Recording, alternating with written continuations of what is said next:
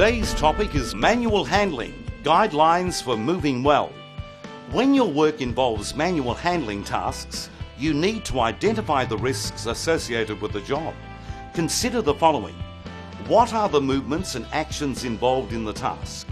How often are you required to carry out the task? How long are you required to do the job each day? Is the load heavy or an awkward shape? Is the item large or an awkward shape? What is the easiest way to do it, and therefore less strain for you? Have you prepared the work environment before commencing a job? Can your actions cause other workers problems or expose them to unsafe conditions? Have you the right experience, skill and strength to do the job?